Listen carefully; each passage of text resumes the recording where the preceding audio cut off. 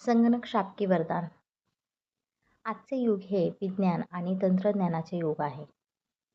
विज्ञानाने मानवाचे जीवन अधिक सुखकर, सोपे आणि गतिमान केले आहे. विज्ञानाच्या अनेक शोधांपैकी संगणक हा एक महत्त्वाचा शोध आहे.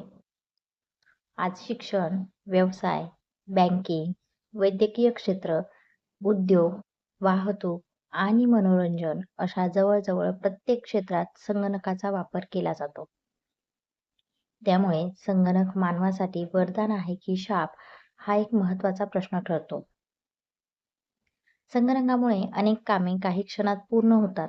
मोठ्या प्रमाणातील माहिती साठवणे, तिच्यावर प्रक्रिया करणे आणि आवश्यक माहिती शोधणे अगदी सहज शक्य होते.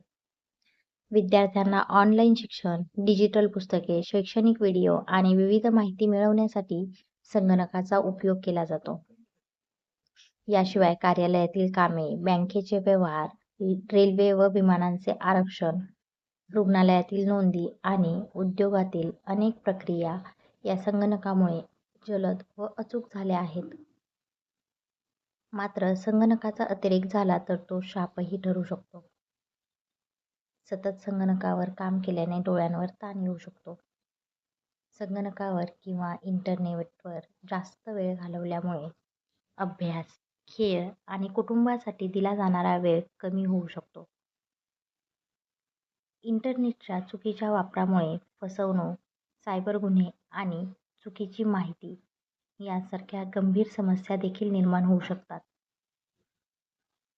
काही लोक संगणक आणि तंत्रज्ञान या विषयावर अतिशय अवलंबून झाल्यामुळे स्वतः विचार करण्याची आणि प्रत्यक्ष काम करण्याची सवय कमी होत आहे.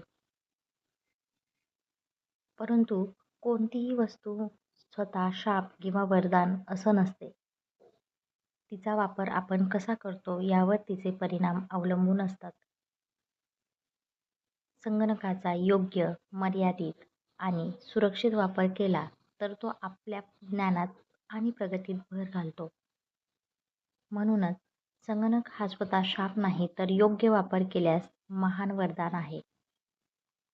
त्याचा विवेकपूर्ण वापर करून आपण विज्ञान आणि तंत्रज्ञानाच्या मदतीने देशाच्या प्रगतीत योगदान दिले पाहिजे. धन्यवाद.